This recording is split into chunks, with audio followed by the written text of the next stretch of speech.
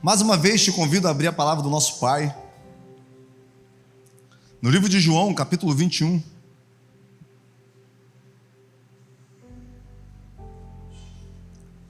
João, capítulo 21, nós leremos a partir do versículo 13.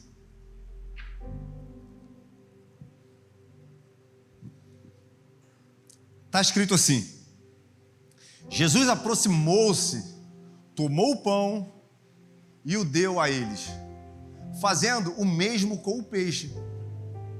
Esta foi a terceira vez que Jesus apareceu aos seus discípulos depois que ressuscitou dos mortos. Depois de comerem, Jesus perguntou a Simão Pedro: Simão, filho de João, você me ama mais do que estes? Disse Simão: sim, Senhor, tu sabes que te amo. Disse Jesus: cuide dos meus cordeiros. Novamente Jesus disse: Simão, filho de João, você me ama? E ele respondeu: sim, Senhor, tu sabes que te amo. Disse Jesus: pastorei as minhas ovelhas. Pela terceira vez ele lhe disse: Simão, filho de João, você me ama? Pedro ficou magoado por Jesus ter lhe perguntado pela terceira vez: você me ama? E ele disse: Senhor, tu sabes de todas as coisas e sabes que eu te amo. Disse-lhe Jesus: cuide das minhas ovelhas. O 18, por favor. Digo a verdade. Quando você era mais jovem, vestia-se e ia para onde queria. Mas quando for velho, estenderá as mãos e outra pessoa o vestirá e o levará para onde você não deseja ir. O tema da nossa mensagem de hoje é o poder do recomeço. Todos nós, rotineiramente, precisamos recomeçar em algumas áreas da nossa vida. Todos os dias, nós vivemos um novo começo. Só que, normalmente, nós recomeçamos em áreas que nós vivemos algum tipo de frustração, de decepção.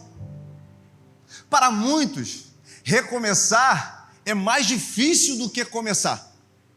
Porque o começo traz empolgação, o começo traz certezas. No começo, nós não pensamos na possibilidade das coisas não saírem da forma que nós queremos.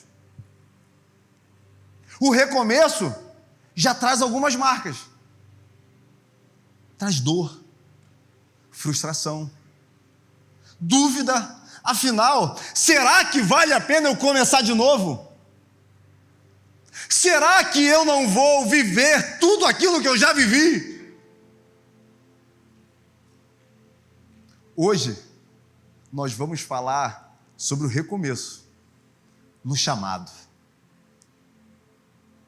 Porque nós planejamos recomeçar muitas coisas, mas quando nós sofremos algum tipo de decepção, frustração dentro da igreja, quando nós já estávamos no caminho que Deus apontou e nos machucamos nesse lugar, somos muito aptos a reduzir a nossa relação com Deus apenas em momentos que nós estamos cultuando a Ele.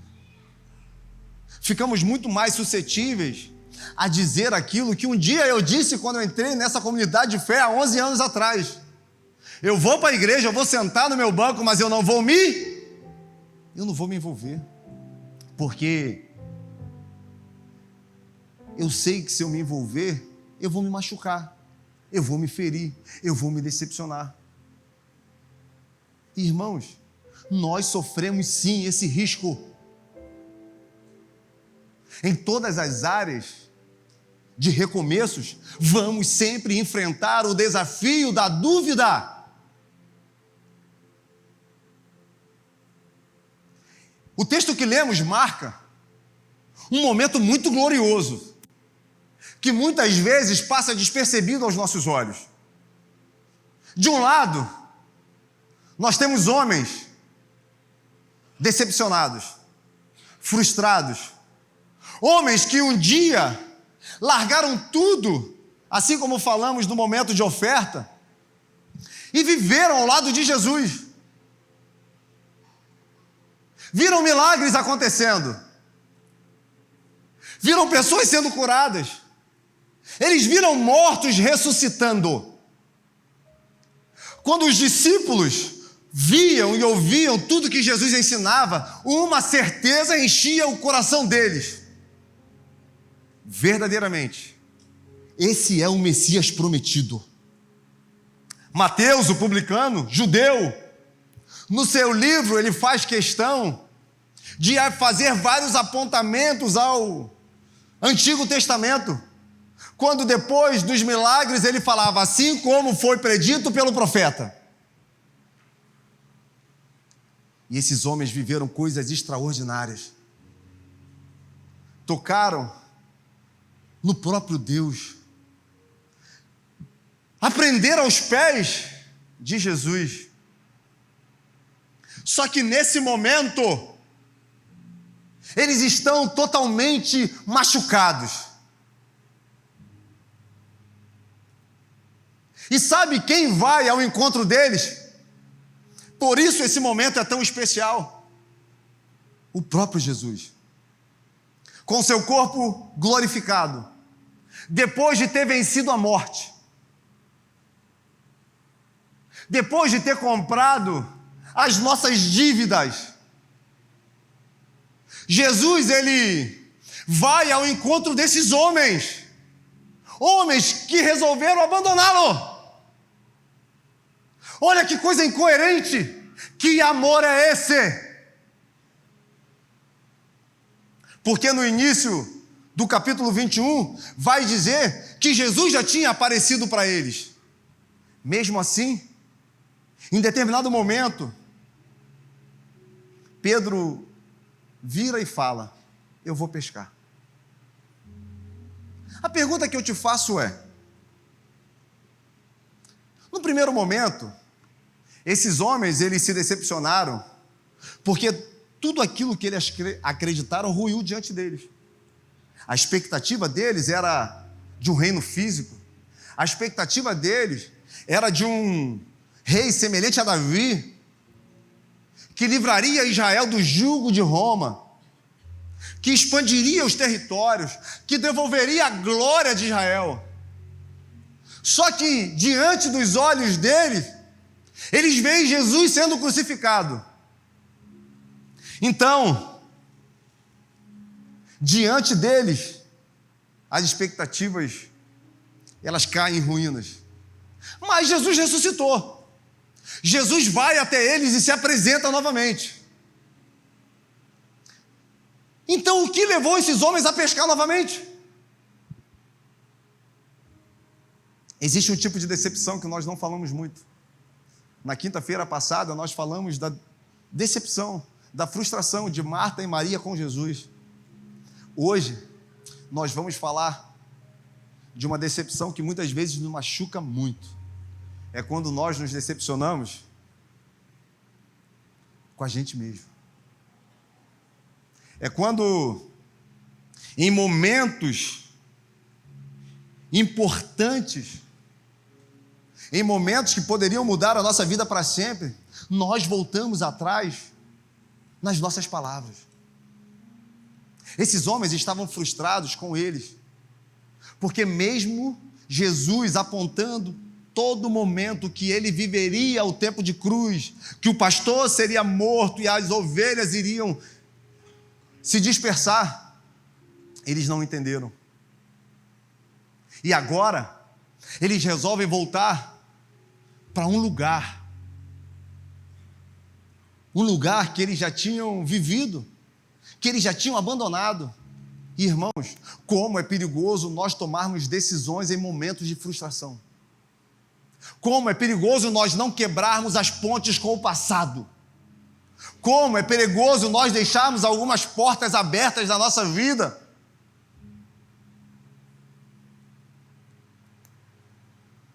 Porque quando a pressão vier, quando nós formos amassados, se houver a possibilidade de voltar, nós vamos querer fugir desse lugar. E não se engane. Na vida, nós viveremos momentos de pressão.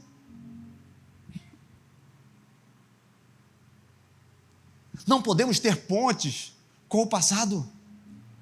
Temos que fazer assim como o profeta Eliseu fez: quebrar as carroças, matar os bois.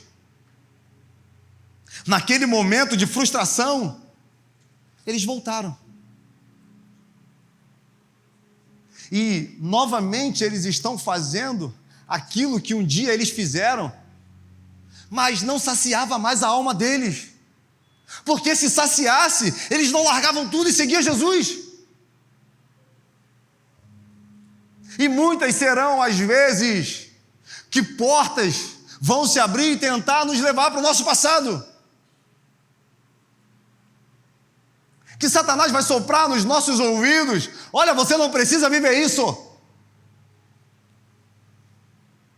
Parece que depois que você entregou a sua vida a Jesus, parece que depois que você resolveu viver o evangelho de verdade, tudo começou a dar errado. Quantas pessoas nós conversamos todos os dias que ficam variando porque estão vivendo uma temporada difícil e pensam: o melhor é eu voltar a fazer aquilo que eu fazia antes. E os discípulos voltaram a pescar. A noite inteira pescando. E a palavra vai dizer que eles não pegaram. Eu imagino como deve ter sido difícil aquela noite.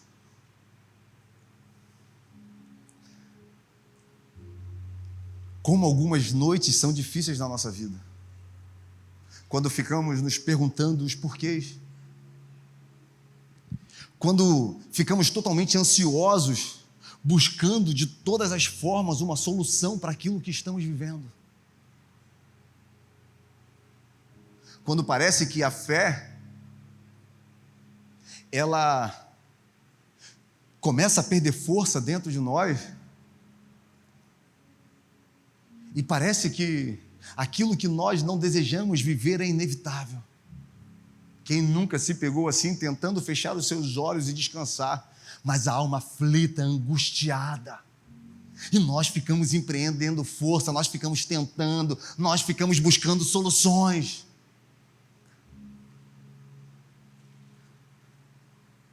O dia começa a raiar, e os nossos olhos ainda nem fecharam. Imagina esses homens conversando. Por que nós fizemos isso? Por que nós não acreditamos no que ele falou? Será que ele vai nos aceitar? Será que nós teremos novamente um lugar ao lado de Jesus?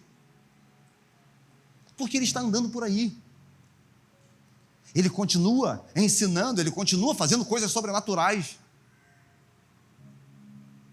E nesses momentos nós olhamos para nós, assim como eu imagino que Pedro começou a olhar para ele e lembrar de quantas coisas incríveis ele viveu com Deus. Porque a história dele começou lá em Lucas 5, como lemos na oferta. Ele já começou abrindo mão de tudo para seguir Jesus. Do sucesso da pescaria, dos negócios, porque o barco era da sua família. E ele entra numa jornada, e naturalmente ele vai se tornando líder. Ele vai falando por todo mundo. Em João, no capítulo 6, depois dos duros ensinamentos de Jesus, uma grande multidão começa a ir embora. Jesus vira para os discípulos e fala: vocês não vão não? O que Pedro fala? Mestre, para quem nós iremos? Se só tu tens palavra de vida eterna. Olha o que ele fala: para quem? Nós. Perceba que ele falava pelo grupo. Pedro estava no Monte da Transfiguração, quando Moisés e Elias se prostraram diante de Jesus. Pedro foi ousado o suficiente de pedir a palavra e dizer: mestre, naquele momento glorioso, a palavra vai dizer que a face de Jesus brilhava, a sua roupa resplandecia, uma voz ecoou do céu: esse é o meu filho amado, no qual eu tenho prazer. E de repente Pedro fala: mestre, eu posso armar algumas tendas para que o Senhor, Elias e Moisés descansem? Pedro andou sobre as águas. Pedro teve uma das maiores revelação da palavra. Quando as pessoas começaram a questionar quem era Jesus, uns diziam que era Elias, outros que era Jeremias, outros que era João Batista, era um grande profeta. Jesus vira para os discípulos e pergunta: e vocês, quem vocês acham que eu sou?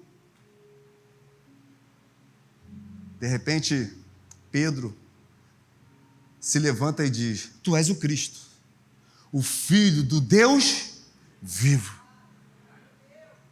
E Jesus diz para ele: não foi carne nem sangue que te revelou isso. E a pergunta que fica é: como o homem que viveu tantas coisas com Deus, agora resolveu abandonar tudo? Como, depois de ter vivido tantas coisas, nós resolvemos sentar no nosso lugar e agora apenas esperar as coisas acontecerem? Eu lembro que há 11 anos atrás eu cheguei nessa igreja e eu falei: cara, esse negócio de crente, marcado pela dor, machucado. O meu primeiro contato com a igreja foi com um líder narcisista, com alguém que pegava a glória de Deus para si. Eu me machuquei, eu me frustrei. Aquele que tinha o meu coração, ele caiu, e quando ele caiu, eu olhei e falei: é impossível. É impossível viver esse evangelho. Porque, irmãos, no momento de dor, no momento de frustração, nós esquecemos aquilo que Deus fez na nossa vida e nós queremos balizar o nosso relacionamento com o outro a partir daquilo que nós estamos vendo. E isso é muito perigoso. E eu entrei aqui e eu fiquei 2 anos sentado lá atrás.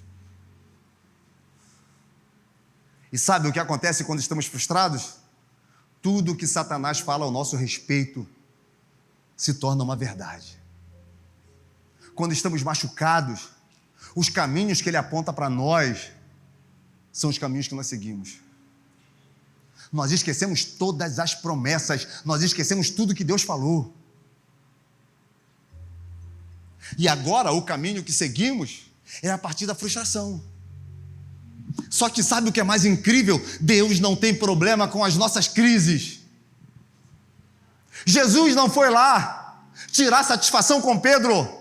Jesus não foi lá perguntar por que ele tinha negado 3 vezes. Jesus não foi lá para jogar na cara deles aquilo que eles fizeram. E a palavra vai dizer que eles estavam pescando. O dia amanheceu e novamente eles não pegaram nada. De repente, uma voz ecoa da margem: ei, vocês pegaram alguma coisa?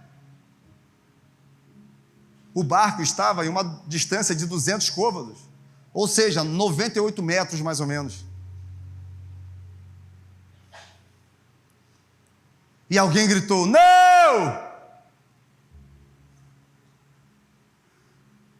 Eles não tinham reconhecido quem é Jesus, que era Jesus. Só que de repente, esse homem que está à margem dá uma direção: lance a rede do outro. Quando eles ouviram, lance a rede do outro lado, naturalmente veio à memória tudo aquilo que eles já viveram. E eu quero, em nome de Jesus, hoje declarar que Deus vai trazer à sua memória tudo aquilo que você já viveu com Ele. Eu quero declarar em nome de Jesus um novo começo na sua vida, no seu chamado, no seu ministério, no seu propósito se iniciando hoje. E em nome de Jesus, aonde as minhas palavras não conseguem alcançar, que o Espírito Santo vá. Quando eles ouvem essa nova direção, lance a rede do outro lado. A palavra vai dizer que aquele que Jesus ama, João, vira para Pedro e diz: é Jesus. E eles lançam a rede. E a palavra vai dizer que eles pegam uma grande quantidade de peixe. Mas João vira para Pedro e diz: é o mestre. Cara, olha Pedrão. Pedro não quis saber de barco. Pedro não quis saber de peixe. Pedro não quis saber de rede. Pedro não quis saber de nada. Pedro colocou a sua roupa e se lançou em direção a Jesus.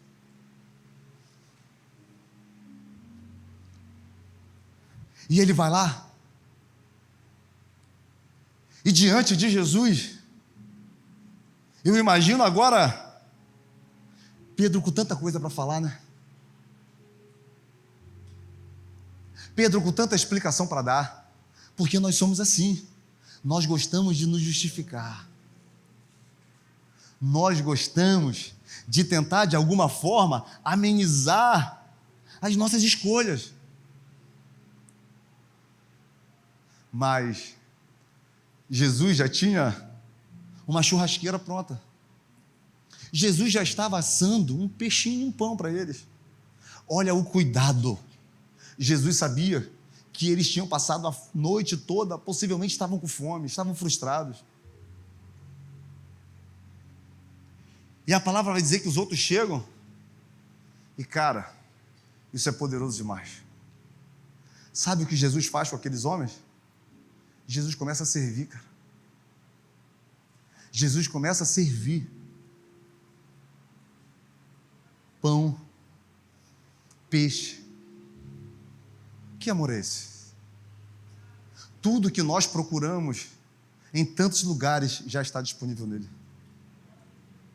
Tudo que nós buscamos e achamos que vai saciar a nossa alma já está disponível nele.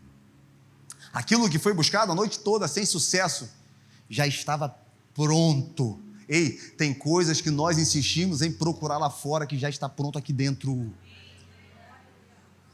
Tem coisa que ele quer nos entregar, mas nós insistimos em tentar conquistar do nosso jeito, e nos frustramos, e nos machucamos, e nos ferimos.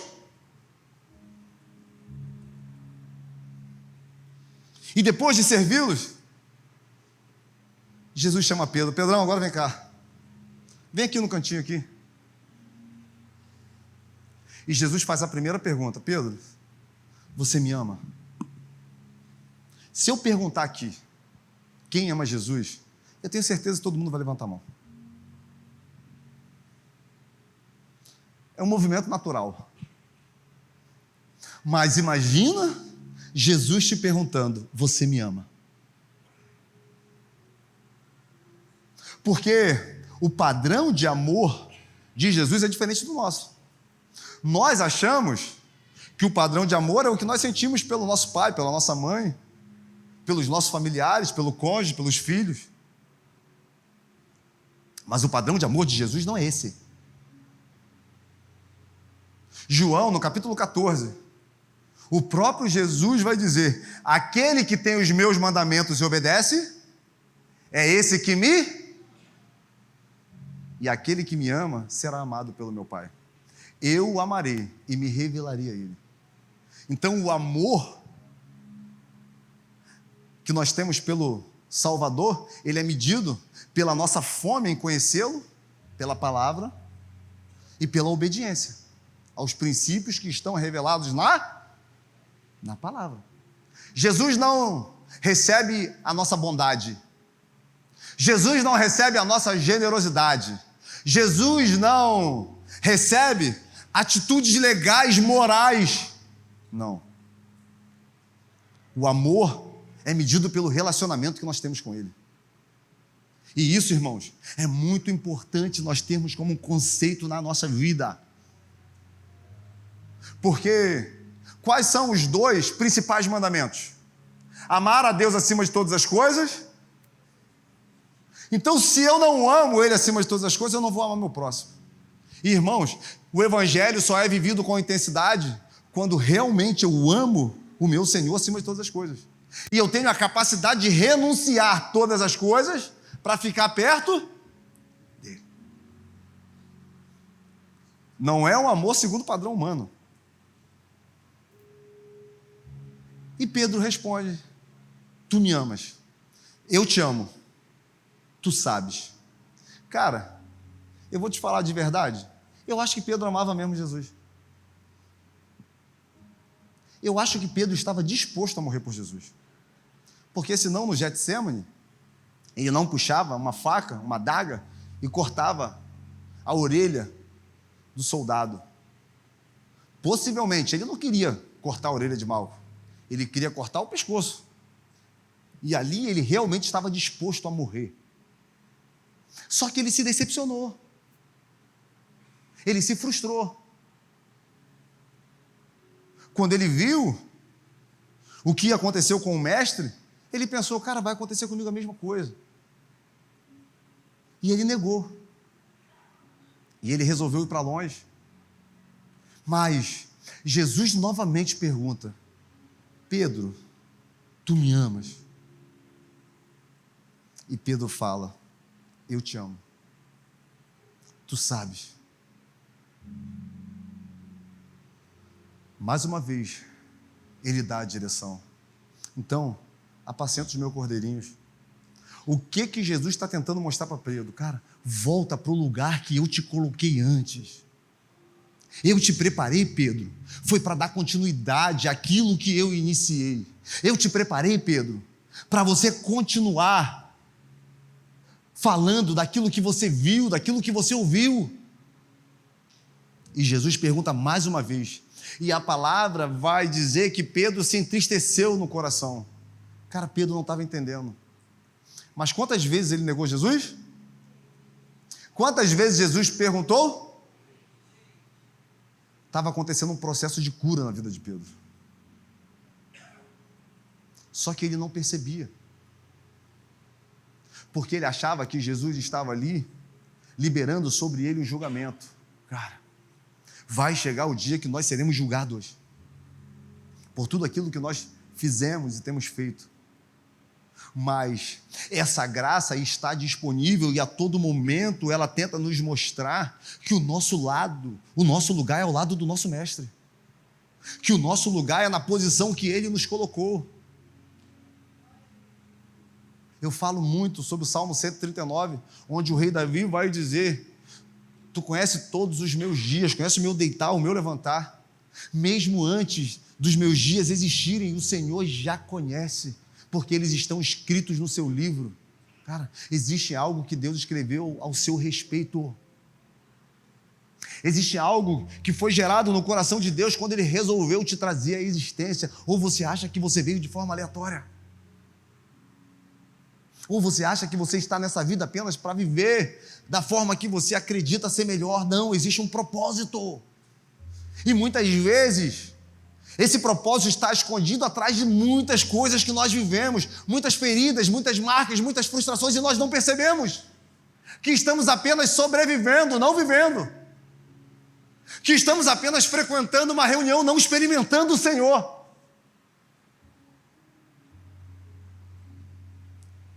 E agora, Jesus vira e fala para Pedro: Pedro, quando você era jovem, você se vestia com a roupa que você queria. Você, Pedro, ia no caminho que você escolhia. Mas vai chegar um dia que você não vai botar mais o que você quiser. Pedro, vai chegar um dia que alguém vai pegar na sua mão e vai te levar para o lugar que você não deseja ir. Cara, de coração, para mim, a cura na vida de Pedro chega nesse momento. E a gente nem percebe. Por que que Pedro negou Jesus? Porque ele teve medo de morrer. Jesus, então, revela para Pedro o futuro. O que decepcionou ele com ele mesmo foi a escolha do passado. Foi ter negado Jesus. foi que no momento que ele podia tornar real tudo aquilo que ele falava, ele resolveu, a partir do medo, poupar a sua vida. Mas Jesus vai dizer para ele: olha, vai chegar um dia que você vai por caminho que você não quer ir, mas o meu nome vai ser glorificado através da sua vida. Sabe o que Jesus está dizendo para Pedro? Olha, vai ter um dia que você vai para um caminho de morte, e o meu nome vai ser glorificado na sua morte, e você vai lá porque alguém vai te levar. Aquilo que pesava na consciência de Pedro, aquilo que marcou uma estação difícil na sua vida, não seria capaz de impedir dele viver coisas extraordinárias em Deus. E a tradição oral não está na palavra, mas a tradição oral vai dizer que entre o ano 60 e 64 depois de Cristo, o imperador Nero, louco, o mesmo que incendiou Roma, iniciou uma grande perseguição contra os cristãos. Os nossos irmãos, eles eram encharcados de cera, eles eram pendurados em cruzes no jardim do palácio e eram acesos, e diziam que eles eram aqueles que iluminavam. E dentro desse contexto de violência, de perseguição, alguns cristãos viram para Pedro já idoso: Pedro, você precisa fugir, porque você é uma das referências, você é um dos últimos discípulos ainda vivo, eles querem te pegar, eles vão te matar. Pedro então resolve fugir pelo caminho de Ápia, e a tradição oral vai dizer que chegando no caminho, com quem que Pedro encontra? Jesus.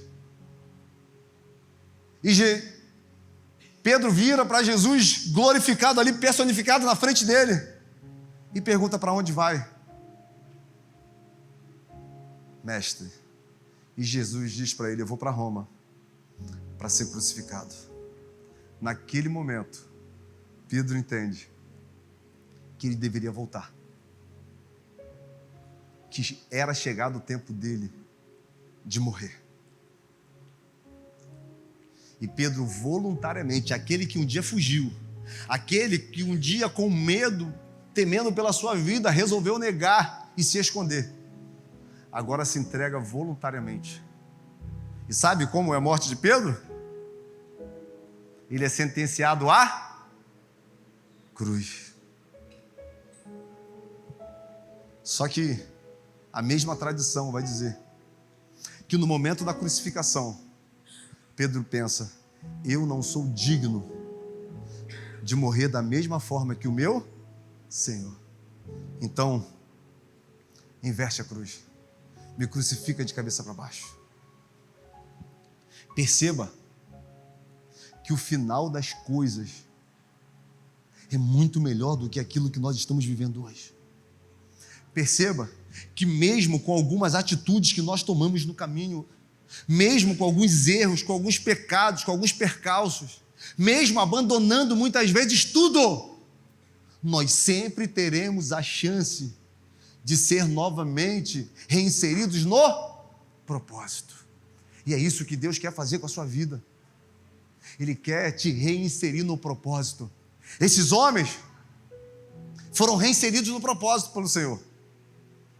E a palavra vai dizer que na primeira pregação de Pedro, mais de 3.000 almas se converteram ao Senhor. Cara, nós podemos apenas viver nessa vida como se ela fosse uma caminhada para um lugar que nós não sabemos onde chegar.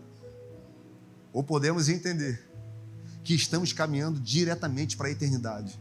E até esse dia chegar, existem expectativas no coração do nosso Senhor ao nosso respeito. A pergunta é: será que nós amamos Ele o suficiente para nos lançarmos nessa direção? Será que essa verdade nos consome de tal forma que as marcas que a vida deixou, elas serão apenas cicatrizes que nos darão autoridade para viver tudo que Deus tem ou não? Sabe de quem depende? De mim e de você. Deus sempre trabalha em parceria. E, irmãos, eu acredito com muita convicção no meu espírito que Deus tem procurado pessoas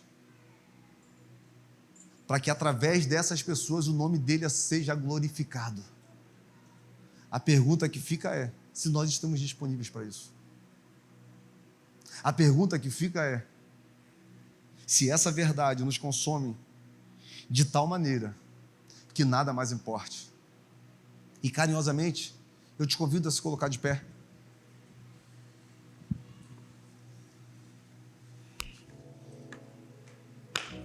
E de olhos fechados, eu queria que você agora se respondesse a essa pergunta.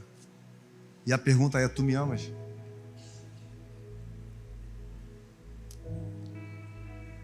Tu me amas? Você me ama mais do que você ama as coisas?